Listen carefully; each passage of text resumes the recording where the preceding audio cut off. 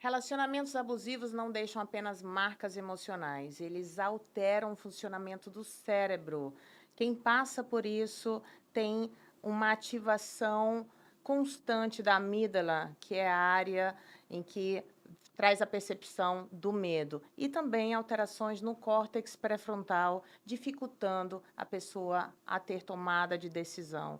E é por isso que, e por tantas outras coisas, que quem está no relacionamento abusivo tem uma dificuldade enorme de sair dele, de perceber informações e situações para realmente tomar uma decisão, porque existe uma dificuldade, inclusive cerebral, de se proteger e de tomar essa atitude na vida. E, por tantos impactos também emocionais, relacionais, para a vida da pessoa, que estamos aqui para falar hoje sobre esse tema com ela, Gleice Mello, psicóloga querida. Seja muito bem-vinda, Muito Gleice. obrigada, querida.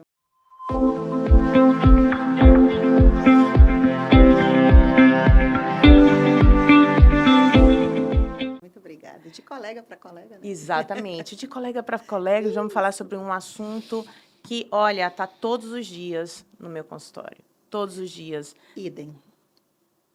O que está acontecendo, Gleice? Vamos começar a falar sobre o que significa, quais são as características de um relacionamento abusivo, mas também para contextualizar, né? Que sociedade é essa que acaba gerando tanto essa forma de se relacionar?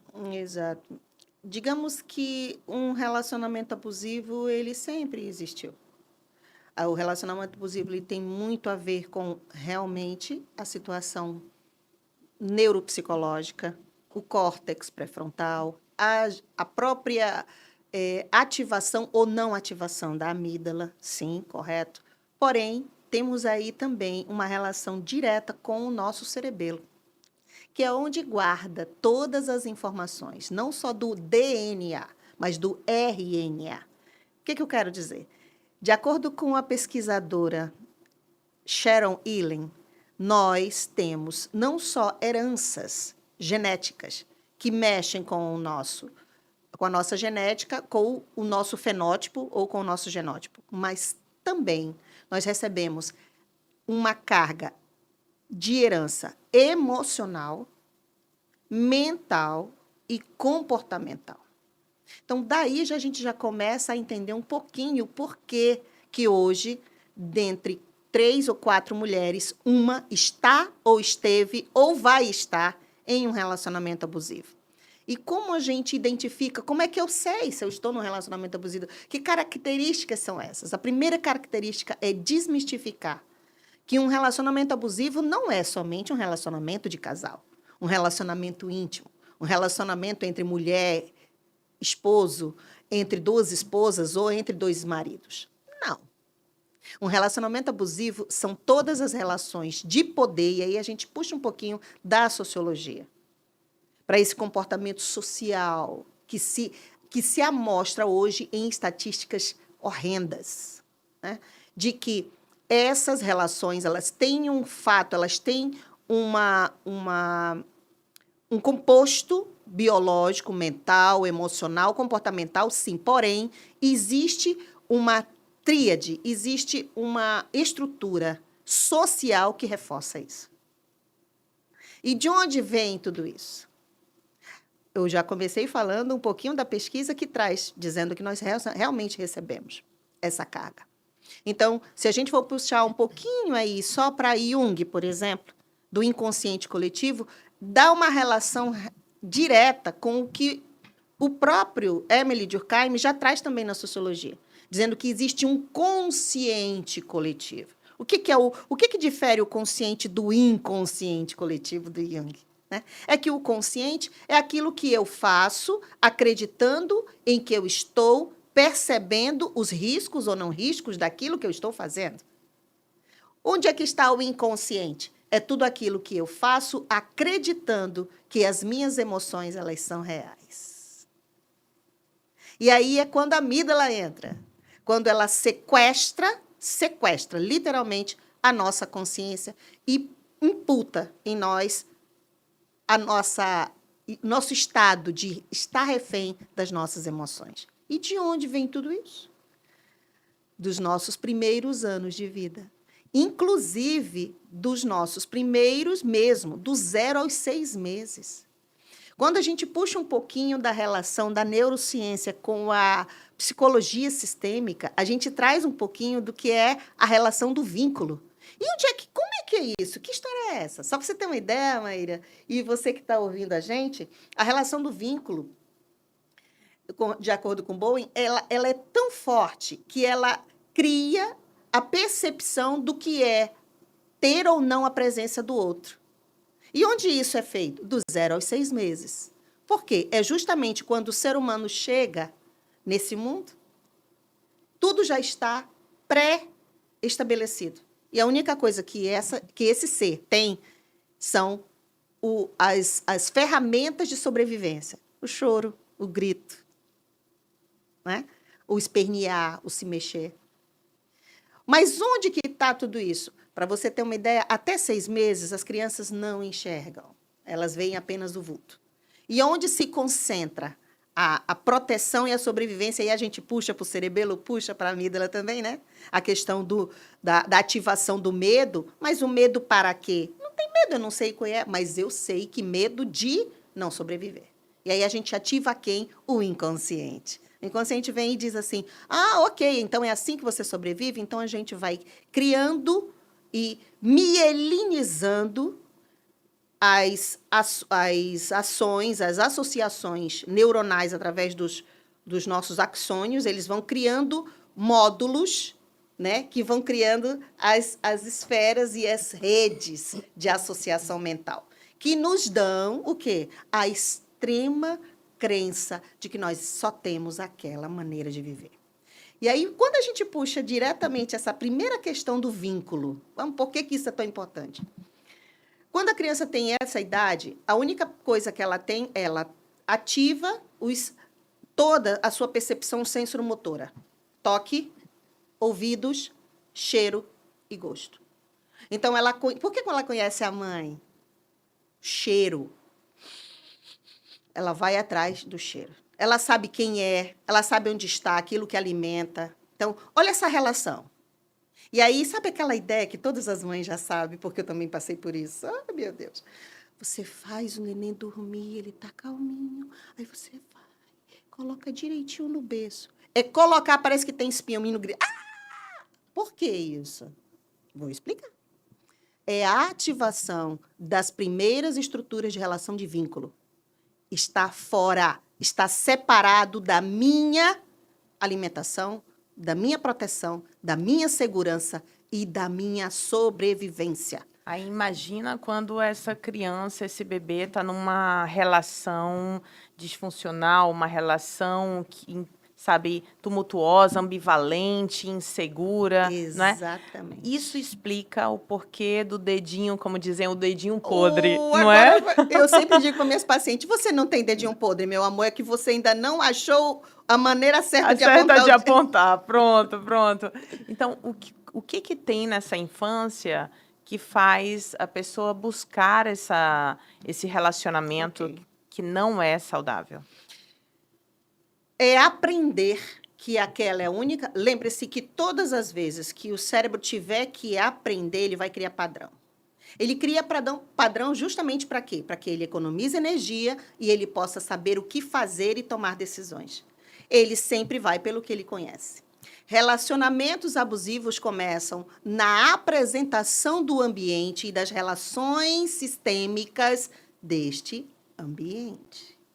E aí, quando a gente traz, eu já comecei dizendo que não é somente entre casais. Relações abusivas, insalubres, que levam, sim, a situações que criam e propiciam transtornos psicológicos de alta magnitude, eles estão, sim, primeiro, no ambiente em que essas relações que eu acabei de falar, elas estão sendo criadas. Aí você imagina, crianças que estão em uma situação, em um relacionamento, porque vira uma tríade. A criança não tem como sair dessa tríade. Existe o pai, a mãe, o relacionamento conturbado, conjugal, a criança vira o para-raio. Exato, exato. A criança vira aquela onde... Por que para-raio? Porque é lá que vai descarregar.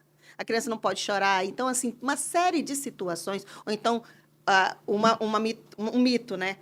Deixa chorar, não vai morrer de choro, né? Não vai morrer por isso. Ao contrário. E aí, quando você entende, aí você olha o comportamento. Eu vi um vídeo que uma colega postou, muito interessante, de uma moça numa festa. Ela pediu o microfone, foi dado a ela, e ela simplesmente trouxe uma aliança, se ajoelhou, chamou o rapaz subiu no palco. E ela se ajoelhou e fez uma declaração de amor a esse rapaz. E pediu ele em casamento, em público, frente a não só as pessoas que estavam assistindo online, mas as pessoas que estavam no evento. Entregou e perguntou, você casa comigo? Choveu de comentários. E aí a gente pode separar os dois comentários. Os comentários dos homens, os comentários das mulheres. Sejam homens feministas ou machistas, sejam mulheres feministas ou machistas. O que a senhora está dizendo, doutora? O que é isso? Como assim, mulher machista? Onde você acha que nós, mulheres, aprendemos sobre as nossas relações de submissão? Quem nos ensina isso? Não precisa ser falado. Basta ver. É viver essa relação, né? Viver a relação que vem de onde? Essa relação é passada. Lembra quando eu comecei dizendo das nossas heranças? Essa relação é passada há muito tempo.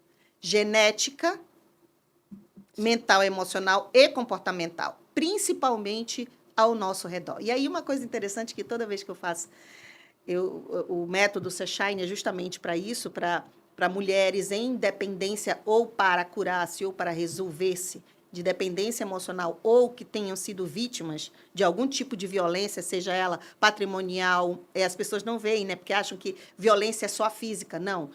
Violência psicológica, patrimonial, emocional e outras. A primeira coisa que eu digo assim, vamos lá, meu amor, vamos descolar. É descolar daquele ser que você aprendeu a ser. Você aprendeu a ser mulher com quem? Você aprendeu a ser mulher com a sua bisa, para quem tem, a sua avó, para quem tem, as suas tias, para quem teve, a sua mãe. Ah, não, mas a minha mãe ela é adotiva, não interessa. Nós temos as duas relações. Nós temos relações de sangue, que nem toda vez são as relações afetivas. E também temos as relações afetivas, que nem todas as vezes são as relações de sangue. O importante é que, em algum momento, houve uma percepção, um aprendizado, criou-se um padrão e a emoção chegou e disse, agora eu editei. Maravilha, maravilha. Gleice, queria voltar um pouquinho sobre as características, né, do relacionamento abusivo. Então, a gente falou dessa ativação constante da amígdala e é importante a gente trazer que, de fato, existe uma mudança, né, no funcionamento do cérebro. Existem marcas que são físicas e você vai trazer isso, marcas emocionais, enfim. E aí, a pessoa que está lá dentro, nesse relacionamento, eu percebo que ela tem uma sensação de tensão constante, mas ela também acaba tendo uma percepção errada. Ela naturaliza muitas situações que são agressivas, elas são já violentas. Exato. Então, a percepção de perigo é alterada. Exato. Mas, ao mesmo tempo, gera-se tem um medo que eu não sei de onde é, eu ando estressado, eu ando tensa, não sei porquê. Meu relacionamento até que Nossa, é bom, tá ele tá maravilhoso, ele é muito bom, né? E a gente está falando, claro, ele é muito bom porque o mais comum nessa sociedade machista é que o homem seja o abusador, mas não necessariamente, né? Não necessariamente. Então, quais são as características do relacionamento abusivo? Muito boa essa pergunta, Maria. Por quê? O relacionamento abusivo ele começa com a minha distorção da minha autopercepção. Primeiro, com a distorção da minha autopercepção. E o que é essa minha autopercepção? É saber até que ponto o outro pode ir comigo, até que ponto eu posso ir com o outro. Então, existe uma cultura latino-americana, e aí é quando eu realmente trago a questão do inconsciente e do consciente, mas como uma estrutura social, que é que amor só vale se doer. Amor tem que ser dilacerante, algo extremamente intenso. Eu tenho que chorar, eu tenho que me rasgar, porque senão não é amor. Eu não é demonstrado, isso não é amor. Interessante isso, porque nesse contexto, o ciúme, ele Claro. é um... Exato. não é o tempero maravilhoso. Quem Nossa, ama, cuida. cuida. E quem exatamente. Não, E eu quem estou cuida, cuidando de você. Quem exatamente, ama, cuida. exatamente. Então, é o primeiro sinal daquela ideia. Nossa, ele nem sente ciúme de mim. Ah, então... Ai, então não amo. Não, eu já ouvi umas pacientes falando bem assim, olha, eu acho que eu não amo não, porque o relacionamento tá muito bom. Não tá muito bom, não tem graça. Não tem graça. E aí, agora você vai entender. Lembra quando eu trago que o ambiente e as relações que foram vividas nesse ambiente em ciclos de vida primários, eles demonstram isso, eles trazem isso pra gente. Eles demonstram que essa relação afetiva aprendida com a mãe ou com seja com quem for, porque eu falo com a mãe porque é a identificação primeira, né? Mas eu também aprendo muito com a figura masculina. E a figura masculina nem toda vez é a mulher. A figura masculina pode ser o homem, assim como a figura feminina também pode ser o homem, assim o contrário. Então, quando isso acontece, aquela ideia de que, não, mas espera aí, você não tem ciúme, então não me ama. Ai, meu Deus, não. Por quê? Porque em algum momento mostrou-se que, não está vendo? Isso é amor. Eu estou te cuidando. Olha, se eu não gostasse de você, eu ia deixar você, né, fazer isso. Exatamente. Então, eu estou te cuidando. Amor dói. Isso. E é às vezes é aquela figura materna, né, que fala bem assim, nossa, mas eu me preocupo, eu sofro muito para ser mãe. Eu sou. Não, isso aqui, eu amo você, mas, meu Deus, que calvário, né? Passar por isso. Você vai saber quando você for mãe também. Você vai ver o que é ser mãe. Exatamente. Então, já põe uma relação ali de que, meu Deus do céu, precisa ser algo intenso. E aí, o que o nosso querido e amado inconsciente ou as nossas relações cortexiais aprendem? Que amor precisa viver isso, ó. Sim. Né? Essa gangorra, esse sobe e desce de emoções. E também um esforço muito homérico grande para ser suficiente, para agradar, porque se ele estiver sofrendo, a culpa é minha. Claro. Se ele estiver desagradado, claro, a culpa é minha. Claro. Até mesmo porque eu não sei outra forma de amar. Como é que é outra forma de amar?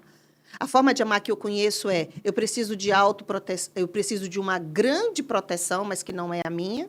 Eu preciso de alguém que me proteja de mim mesma, até porque é assim que eu aprendi. Eu preciso saber que esse amor dói na outra pessoa e que automaticamente também precisa doer em mim. Eu preciso aprender que sem essa pessoa eu não tenho rumo, eu não tenho para onde ir, eu não sei o que fazer. E aí, só uma pitadinha aqui para a gente deixar polêmica, né? Aí você traz o porquê que as nossas, digamos assim, o nosso mercado fonográfico se dá tão bem com músicas que trazem, reforçam e sedimentam essa ideia. Sedimentam, por exemplo, vou dar só uma, mas né? Entre tapas e beijos, é ódio, é desejo, é sonho, é loucura. Isso. Porque o casal que se ama, né? Até mesmo na cama, provoca, né? Provoca. Está sempre na tensão. Porque se não existe isso, eu não sei, amor, o que é isso? Isso vicia? Totalmente. Agora a gente puxa. Isso leva a uma tensão e o nosso inconsciente, e aí já a gente vai buscar um pouquinho da psicanálise, ele diz que o seguinte, para que eu exista, eu preciso de pulso. Para que eu exista pulso, eu preciso de energia. E essa energia que o córtex precisa para se alimentar, ela precisa ser gerada por uma emoção forte. O inconsciente ele não faz juízo de valor se essa emoção é boa ou ruim, se ela está me cativando, se ela está me prendendo, se ela está me fazendo sofrer, ou se ela realmente me faz bem. A única coisa é que sem ela eu não posso viver. E aí entende-se por que muitas mulheres, homens, crianças, adultos, idosos, vivem relações de dependência emocional porque não conseguem ver as grades dessa dependência, porque acham que aquilo é amor e cuidado e atenção. Gleice, você falou uma coisa bem interessante no início sobre uma hierarquia, né? Sobre uma relação de poder. Eu percebo que isso é muito marcado no relacionamento abusivo, só que também é naturalizado e é extremamente problemático porque muitas vezes não é perceptível. A Verdade. mulher, ela fala assim: nossa, o meu marido fala que eu não devo usar isso, ou eu não devo fazer isso na minha vida, ou eu devo agir dessa forma, eu tenho que cortar relação com tal Pessoa. pessoa. Mas é porque eu admiro muito ele, ele me Nossa. protege, ele, né, ele Nossa, ele me tem. resgatou. Exatamente, ele sabe o que é Bom. bom, o que é bom. Isso mesmo. Então, é uma sensação ilusória de segurança e de proteção, Isso. mas por trás existe uma invalidação. Eu atendi já e atendo mulheres que fazem terapia escondidas dos maridos. Acredito, também passo por isso. Escondidas, né? Elas mentem ou elas fazem no banheiro, fazem no carro, porque No carro, isso. exatamente, porque o marido fala bem assim, pra quê, né? E também é uma outra característica de cercear A liberdade a de escolha. liberdade e as relações que podem fazer com que a mulher enxergue essas coisas, não é? Desperte. Isso. Como é que Isso você visualiza essa relação de poder? Então, essa relação de poder ela é baseada num modus operandi, literalmente. O abusador tem um modus operandi, um padrão de comportamento em que todas as vezes, e aí você vai entender uma coisa interessante, geralmente não é uma regra, porém existe uma constância nesse resultado. Geralmente um abusador é a pessoa que precisa, e aí a gente traz um pouquinho da identificação e do comportamento sistêmico, de que a pessoa que tem essa necessidade, o abusador, seja ele homem ou mulher, ele precisa se alimentar da dependência emocional do outro. E como ele utiliza Boa. isso? Como ele utiliza isso? Ele utiliza isso com base em um modus operandi de proteção ou love bomb, né? Não, mas não é possível. Ele fez tal coisa. Não, ele me ama muito, porque ninguém nunca fez isso por mim. Não, não é possível. Não, ele se torna algo que cria uma névoa de amor, de paixão, de altamente confiável, porém, isso tudo faz parte de uma manipulação. Para quê? Para que eu mantenha cativo dentro do meu círculo e do meu domínio. E às vezes nem consciente da parte do abusador, né? Totalmente, mas isso ele aprendeu. Ele aprendeu também. Porque aí vem um pouquinho do que eu digo. Ninguém que é manipulado não é manipulador. O manipulado, ele também se torna um abusador. O abusador, ele abusa a vítima ou a pessoa que está sendo abusada. Só que a própria pessoa que está sendo abusada também se torna um abusador. E aí vira um ciclo vicioso, porque isso é assunto para mais de podcast, minha amiga. Exatamente. E também olhar, discutir pelo olhar do abusador. Do abusador. Uma coisa importante que eu acho é que quando a mulher, e a gente, de novo, está falando da mulher abusada, mas pode ser o homem abusado também, tá? Quando ela começa a perceber uns sinais, ela tem uma resistência de aceitar, porque ela visualiza que se ele for abusador, ele é uma pessoa ruim. E não é isso. Não é isso. Não existe é um ser ruim ou um ser bom, né? Se ele está fazendo isso, se ele está me cerceando, ele é ruim, mas ele fala que me ama, ele cuida de mim, ou ele, né, paga as contas, ele é bom. Não é assim o ser humano, né? Não é. Dá. E aí a gente traz o quê? Oh, meu Deus, ruim com ele, Maíra? Pior sem ele. Exatamente. Eu vou ficar sozinha. Eu vou ficar sozinha. Mulher sozinha não tem valor. Mulher sozinha sofre mais. Mulher sozinha tem que carregar o piano sozinha 2 vezes. Mãe solo precisa, né, de ajuda. Quer dizer, aí, Exato. Entende? Quando eu comecei trabalhando que isso tudo reforça. Esse reforço, ele é passado dioturnamente a nós mulheres e a nós homens. Por que eu digo isso?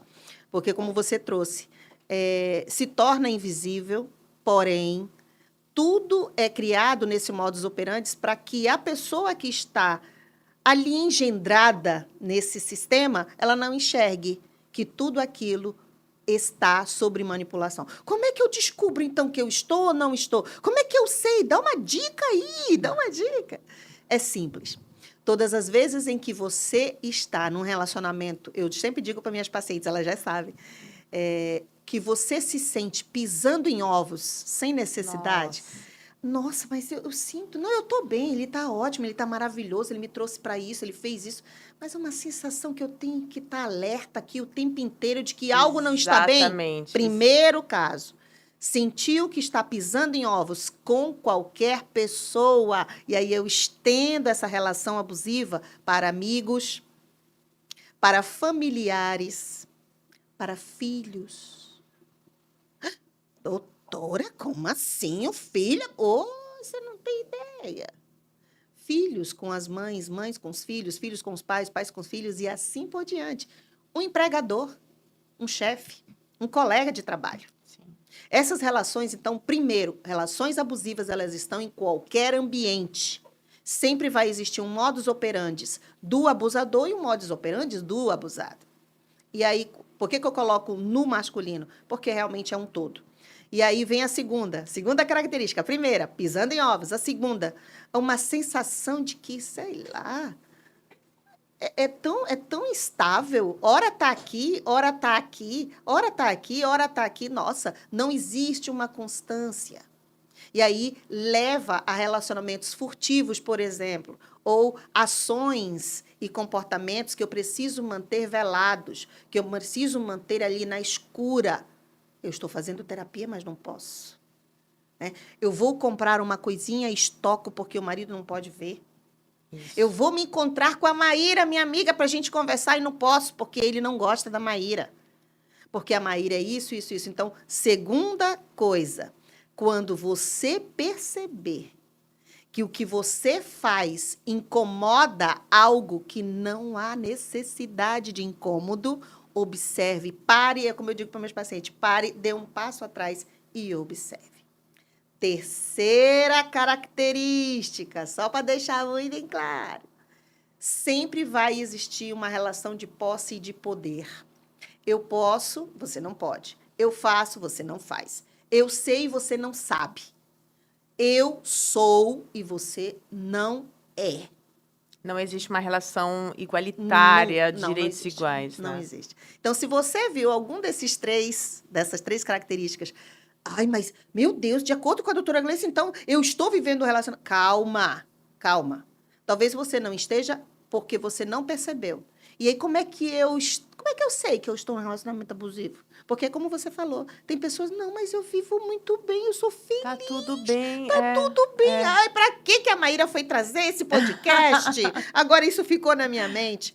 Porque isso traz um disformismo da minha autopercepção. Exatamente. E isso vem para o corpo. E aí eu até incluiria, se me permite, um outro sinal de todas que eu acompanhei, e homens também, é assim, eu tô com a sensação de que eu tô doida. Eu tô louca. Eu tô doida, doutora.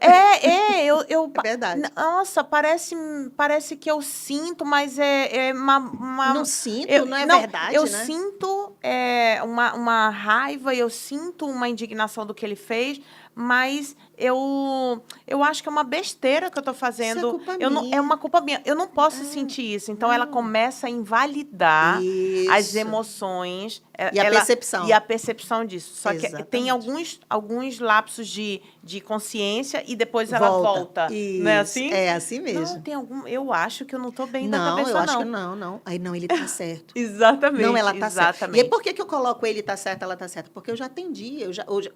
O método Sunshine, ele é tão democrático. Eu já tive pacientes homens que, por exemplo, um em específico, ele já estava no terceiro relacionamento abusivo. No terceiro. Ai, mas espera aí. Exatamente. E aí é uma relação exatamente assim, diz, não, mas a culpa é minha. Não, ele tá certo. Não, ela tá certa. Meu Deus, eu tenho que me... Não. E aí há uma frase interessante que diz assim, eu tô doida mesmo, né? Não, eu só posso ser ingrata.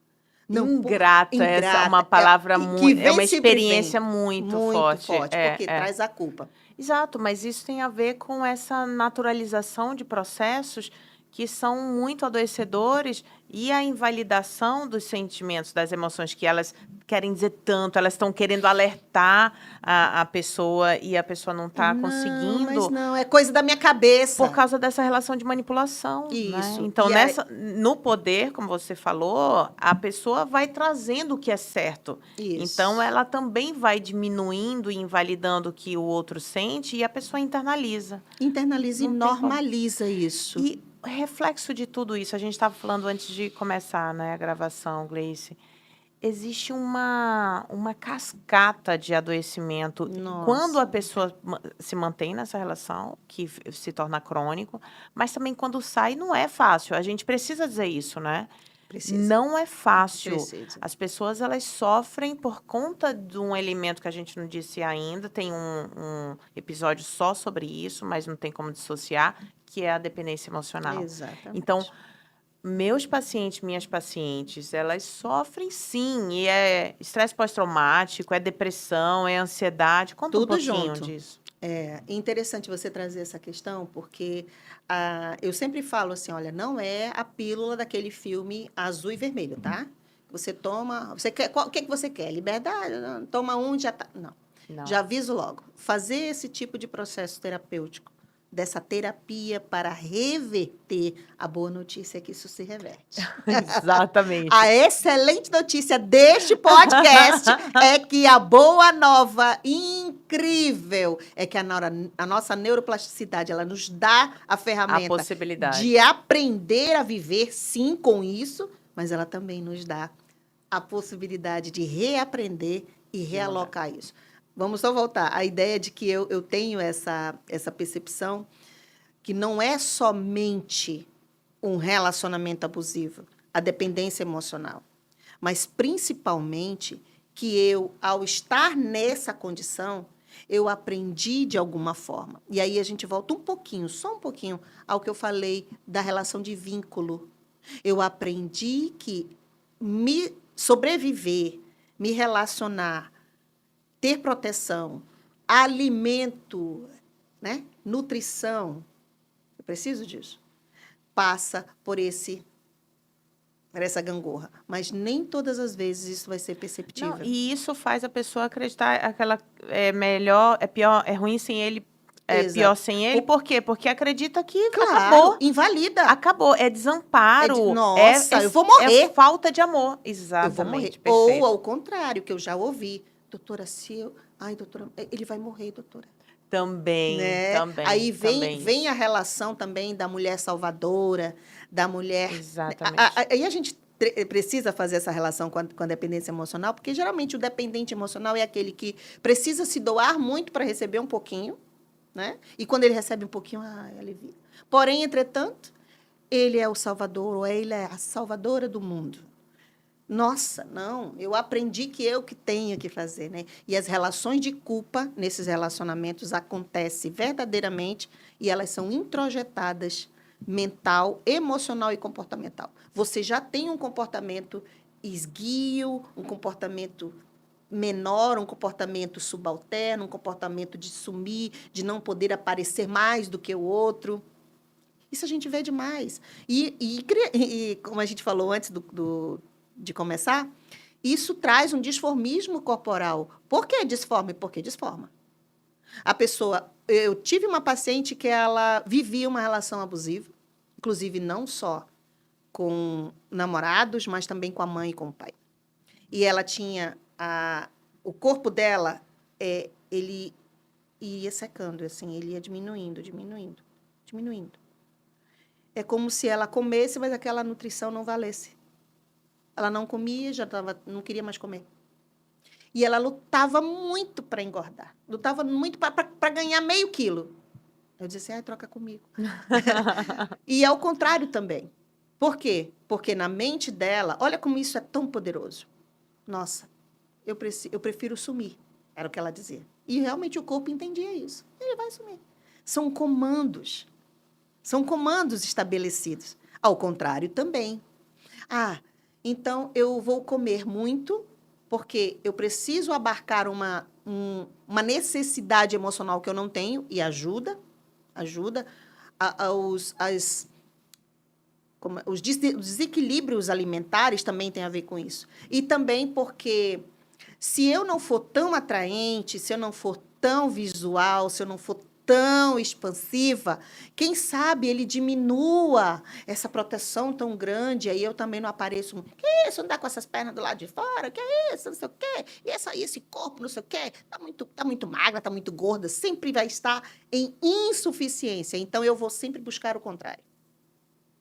E isso gera dioturnamente. Dormiu pensando como vai ajustar isso. Dorme, acorda pensando como vai ajustar isso. A pessoa não tem mais. E aí é quando você fala com muita maestria em dizer que afeta literalmente todas as nossas relações de controle, de autocontrole e de tomada de decisão do nosso córtex pré-frontal. Não há mais como dizer que não.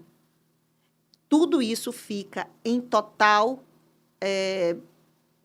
vamos dizer assim, em total fora de percepção, fora de análise. Exato, porque se eu sou culpada por não ter dado certo, esse relacionamento é um fracasso. Eu vou levar o erro que sou para a minha vida. Exatamente. Eu vou ter relação como? Se eu sou o erro. Claro. Se eu estou quebrada. E ainda bem que ele me aceita. Exatamente. Da Isso vida é muito. Tem essa. Eita, que assunto que dá pano para manga, né? Não? A gente aqui ficaria horas, mas eu queria fechar com dicas. A boa notícia é que, sim, a gente consegue quebrar essas correntes, a gente consegue... nossa, eu acho lindo a possibilidade que a gente tem de fazer o nosso cérebro funcionar diferente, nossa, né? Então, por mim isso tudo. que eu sou apaixonada pela neurociência, por isso que o Ativamente existe. Então, quais são as dicas para quem está passando por isso? Primeiro questione seus pensamentos. A primeira gaiola da qual você precisa sair se chama estrutura mental.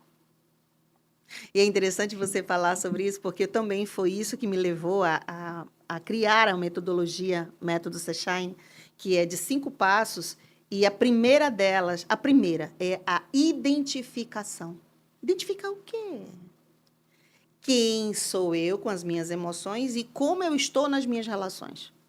Segundo, mapear. Mapear o quê? Todas as vezes em que esse incômodo mental e emocional acontece e me faz agir de maneira inconsciente. Por exemplo, ai meu Deus do céu, eu já tinha dito que eu não ia aceitar isso. Mas, de novo, é sempre... Aí eu não consigo ficar calada, doutora, eu tenho que falar. Aí eu esculacho ele me esculacha também. Então, segundo, mapear aonde e como você está nisso. Terceiro, aí nós vamos para a resolução. De que maneira? Uma das coisas que eu utilizo, uma das ferramentas, porque tem a metodologia, ela é um entremeio, uma associação de ferramentas. É a hipnose, mas não a hipnose, uma hipnose diferenciada, uma hipnose não verbal. E aí eu venho para a quarta parte, a ressignificação. Por que ressignificar?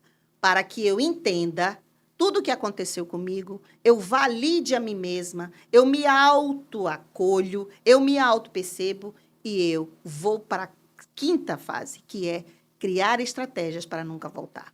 O que eu deixo como dica para você, mulher, para você, homem, que está me ouvindo agora? Primeiro, questione os seus pensamentos. Questione a verdade, a realidade, que no final você sabe. Toda vez que aquele pisar em ovos, que aquela... Parece que a gente está passando por um gelo, né? Gelo o estômago, me dá um arrepio. Se você sentiu isso em alguma situação, dê um passo atrás e questione. Segundo, procure uma ajuda profissional. Não tem amigos, não tem padre, não tem clérigo, não tem bar, não tem viagem. Não tem viagem, não tem nada que vá ajudar você, a não ser um processo terapêutico diretamente com um profissional gabaritado, formado, diplomado e que tenha não só o conhecimento, mas que saiba como fazer você passar por esse processo. O mais importante de todo, e aí vem a terceira, foca no teu processo. Deixa que o resultado ele vai acontecer. Porque já chega com ansiedade, porque quem está sofrendo, cara, tem pressa. Quem sofre tem pressa. E, claro, Né? claro. E aí fica, doutora, mas doutora, eu ainda estou nisso. Não, mas eu ainda estou sentindo isso, não é possível, eu estou voltando e tal. Não existe isso, não existe um padrão. Cada um vai ter o seu ritmo, o seu jeito, sua maneira. O importante é, cada um caminha o seu caminho e o seu processo. E aí a última dica é, se você quer resultados e quer liberdade, o caminho pode até parecer que é para frente, mas o processo é para trás. Desejo a você Maravilha. a sua liberdade emocional. Que delícia! Nossa, é exatamente isso, né? Não tem como a gente quebrar padrões se a gente não se conhecer, se a gente não olhar para dentro, não entender o porquê que a gente fica reproduzindo isso, né? E um sintoma dessas relações, eu vejo, Gleice, é que a gente fica olhando para o outro, para a relação. Eu preciso consertar É sempre aqui. a relação, eu preciso entender o que ele sente. Não. Pergunta o que que essa emoção fala sobre você. O Isso. que que esse pensamento fala sobre você? Aí você vai pegar o bondinho para trás e Isso. fazer uma viagem Faz uma tua, viagem. na tua história de vida. Isso. Querida, muitíssimo obrigada. Eu Que agradeço. papo gostoso Mas e um papo super relevante. sim, não é? e aproveitando para o que você acabou de falar, o mais triste é que mães, mulheres, pais e homens que não se curam e não fazem o seu caminho de volta, reproduzem e reimprintam isso nas nossas Exatamente. crianças, nos nossos adolescentes e nos nossos jovens. Que isso vai virar, continua vivendo um ciclo vicioso. E aí, isso responde à sua primeira pergunta. Por que que a sociedade está desse jeito? Por que que a cada 3 mulheres e homens, e eu já coloco isso, porque geralmente não se coloca a dependência emocional ou o relacionamento abusivo em ambos, né? É, Ambos gêneros. é. Mas não existe cara, não existe gênero. Não existe classe social, não existe gênero, não existe país, não existe cultura. Idade. É tudo igual, tá? E enquanto eu não resolver isso, eu continuo gerando o mesmo padrão social, cultural, emocional, comportamental de uma relação abusiva com dependência emocional. Ficamos, então, com essas informações, não é? Para a gente realmente refletir. Se cuidar é um ato de amor. Querida, muito Eu obrigada, viu? agradeço a oportunidade, mais uma vez estamos aqui, sempre que Maravilha. quiser e precisar, e você Com certeza. pode me chamar que eu com venho. certeza. Então, fica com essa informação, se cuide e ame, entenda o que você está fazendo consigo mesmo e com os outros, para a gente ter relações mais saudáveis. Agora é contigo, inspire-se e transforme-se.